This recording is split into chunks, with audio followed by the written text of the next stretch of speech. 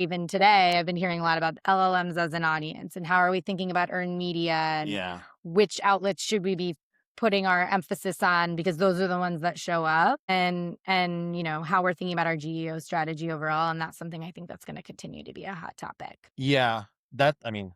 GEO is one of those things that I feel like is still a little bit of a black box. Yes. I had a conversation with a colleague last week and literally I was like, okay, you wrote this GEO release. How are you measuring it? She's like, I don't know. Right. And I'm like, well, what prompts do you want to measure against? I don't know. Yeah. I'm like, did you do any auditing? Nope. There's Yeah. no benchmarks, no auditing, no nothing. It's just everyone thinks, okay, let's write the content and it'll just show up. And it's Right. like, but how? Right. Because Yeah. I'm going to write a prompt different than you are. Right. And I might include a brand, you might not. Like all of these pieces that nobody, like people are just like, oh, GEO, it's the saving grace. Like there's so many like on the edges pieces of it.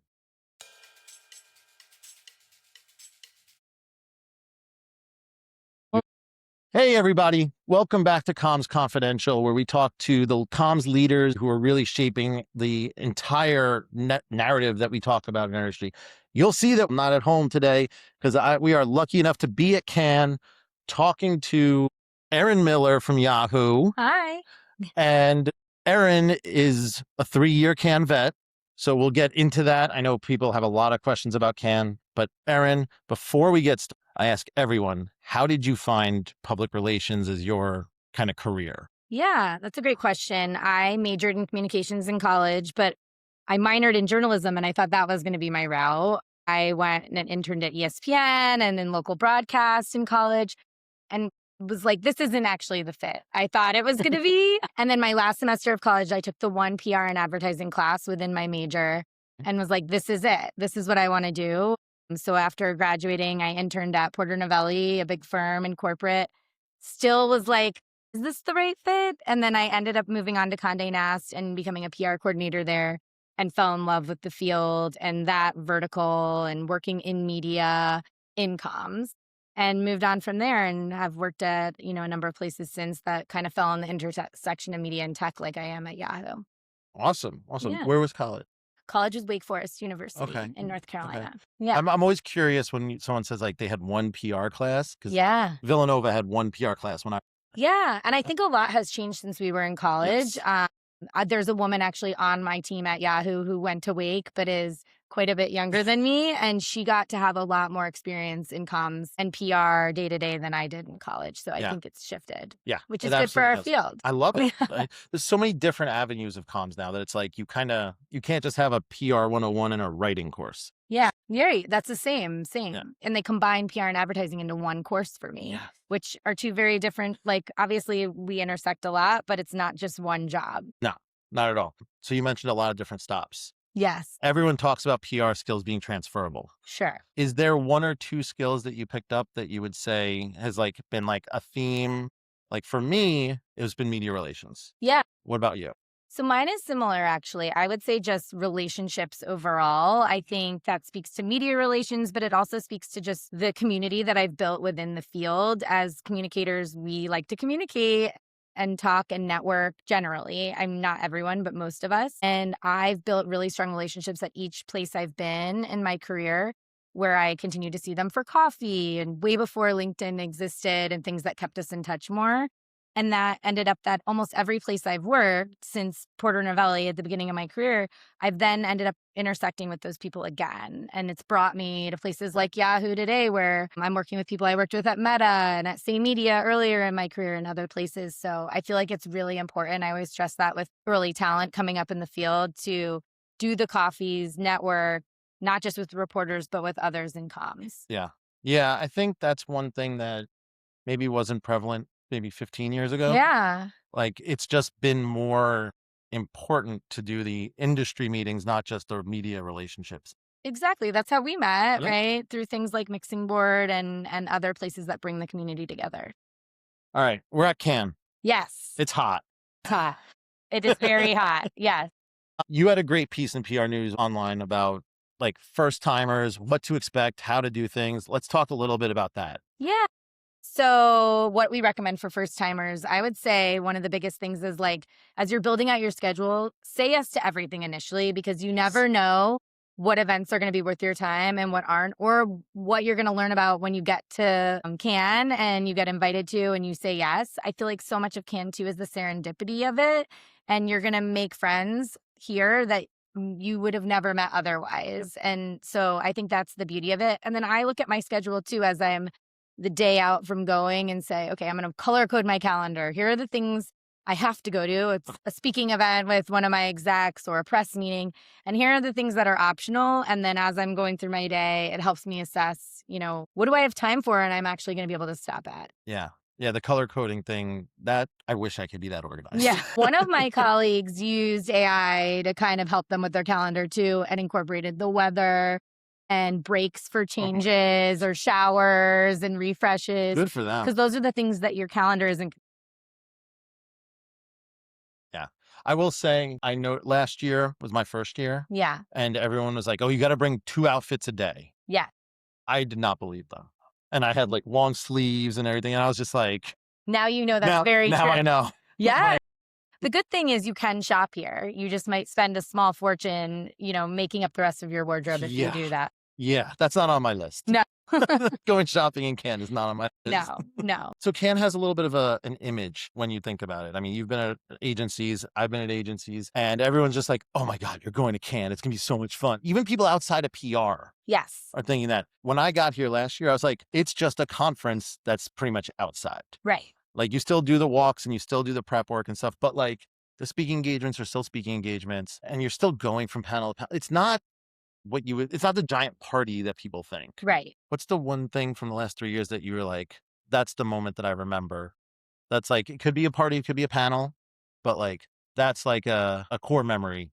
Yeah. So I've only been with Yahoo in my role here. And I actually think our beach is always so special. And the activations that our events team put on are just amazing. Like whether it's here or South by or CES, all these industry events we go to. But my most memorable moments are actually at the beach, seeing our brand come to life. And our party is always well known and unforgettable. And just being with my colleagues and getting to experience it all together after all the hard work is truly the best part. And it is the backdrop doesn't hurt either, that you're sitting on the water and watching it all. So the beaches are fantastic. Yeah. And it's funny. I was saying to a colleague earlier, a friend in the industry came a month ago to the film festival here. Okay. And she said that felt like a backyard barbecue compared to Cannes Lions because of the way that everybody activates here and puts on these, special moments and build outs on the beach. They don't do that at the film festival. Right. So it's funny to say it's like almost more casual, minus, the movie premiere settings. Yeah, but so it's pretty cool. Yeah. No, that's awesome. Let's get back to your story for a minute. Yeah. You also talked about measurement Yeah. when it came to Cannes. Yeah. I remember last year we had, I think, almost 20 panels and, media is a little more sparse here than people would probably think. Agree. Yeah. You get the clips and you get the panels and you get the video shots and all that stuff. But and that's great from a volume perspective. But when you think about measuring actual, was this impactful? Yeah. How do you actually think about it? What's your framework for it? So that's interesting. I think our philosophy around it has evolved too. So of course, yes, we're thinking about the speaking engagements, we're thinking about the press meetings, and there's a lot of things that have a long life beyond Cannes. One thing that we've done this year, which I think is an area that we've just been investing in overall, is our LinkedIn presence around it too. And that's something that I think carries beyond the festival. We're doing this thing this year so we launched an AI answer engine at Yahoo called Scout. Yep. So there's a series that's kicking off now, which we launched a little bit last week, but really we'll start to produce content today, called Scouted At, where we have 4 partners who are here, who are creators like Emily Sundberg, who will be doing Scouted At pieces on LinkedIn. And it has nothing to do with Yahoo. It's just here's the things that they're scouting in Cannes. Oh, interesting. And I think it's cool how we're tying in the brand, but also bringing it outside the festival for people at home to see what it's really like here on the ground. And just seeing how that helps with engagement and our own channels will be really interesting. So you've been here 3 years. This is my 2nd year. Yeah. If for someone like me, who's a little bit less experienced than you, how would you tell them to up level their game? Since they've done the calendar entries, they understand the what's happening on the ground. Is there any tips and tricks for those folks that have been here a couple of years? I think It's the things that don't happen on the croissant that are sometimes the most interesting and most meaningful. There's things like last year, I actually saw this event that happened in New York City that I saw a reporter I'm friendly with go to. And I was like, what's that all about? And then I noticed they were doing it in Cannes. And it was the first time they did it last year. It's called Brands and Culture. Okay.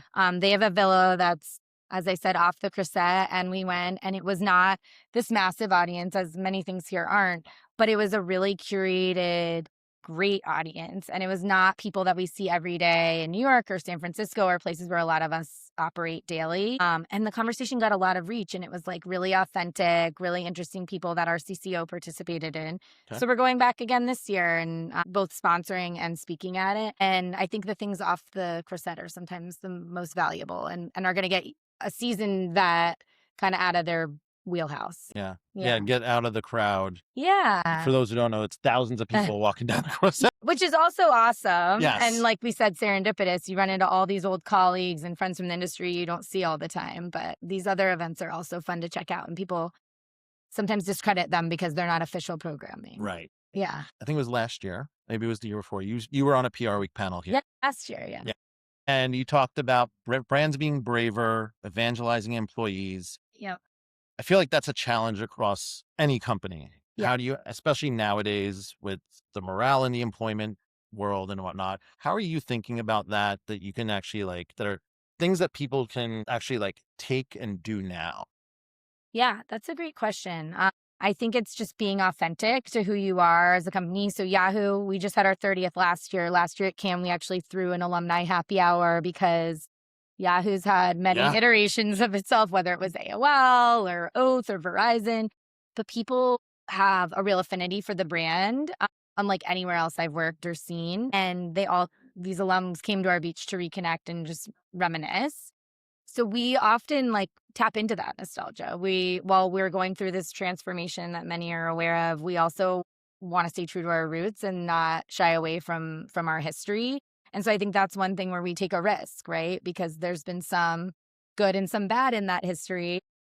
Company with that length of time as, PayPal's 25-ish years. Yeah, exactly. You've seen ups and downs. Yep. And so I feel like we're brave in that we do tap into the nostalgia factor and really lean in, and we've seen great results out of it. And we use our employees a lot in that way too. Like you're at a product company as well. We do dog fooding and other things early on, well before we bring in clients or partners or users to experience these features. We bring our employees in to test and learn, and they really feel like they're on the journey with us, which helps. How do the current employees feel about an alumni reunion type thing? Well, we have a really interesting employee base because we have people like myself who joined, 2+ years ago. And in a lot of ways, we feel like a 30-year-old startup with our culture.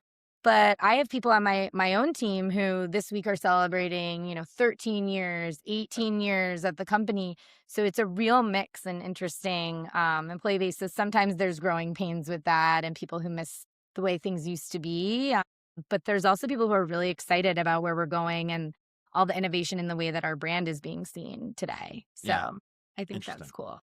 So let's talk a little bit about AI. I feel like we have to talk about AI. Yeah. You guys just did something very interesting. Yes. You hired an AI operations role within comms, Yes. not separate outside of the function. That's right. I have a keen interest in that, Yeah. understanding that a little bit, and we could talk about that off camera. Yes. But tell us a little bit about how that came about, because that's not something you're seeing certain companies start to dabble in it, but not dive that far.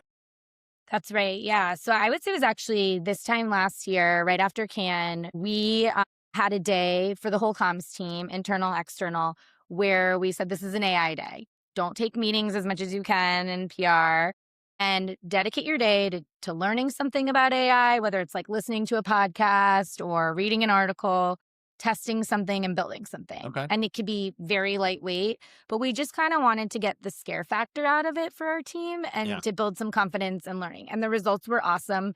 Everybody kind of shared them out in a doc, and then we had a meeting where we talked about it. And from there, then we went on to doing another day where we broke the team down into 3 groups, and they picked projects they wanted to do. So one team decided to innovate on the press release in ways that we could fix our newsroom, both to cater to the LLMs, but also just make it, better for search results overall.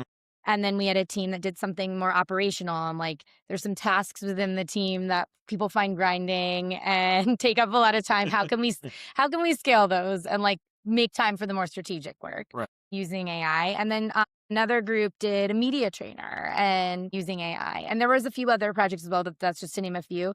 And then we kept building on that. But we were like, we really need somebody who's dedicated to this, who can really be, because a lot of people, I think, felt a weight, like wanting to do it, but also needing to do their day jobs. So we got the go ahead. We had a lot of buy-in internally. Our team has actually been one of the first movers at Yahoo to really dive into this AI work. And so we brought someone on our team 2 weeks ago. So she's very fresh in the role. But it's really exciting, and I feel like the industry is really excited to learn more about it too. So it came out of kind of these AI days. Yeah. And then was it your CCO who said, you know what, we need this? Or was it brought to her as like a business case? Or It like was what brought was to her as a business case. I mean, we're a pretty lean team at Yahoo.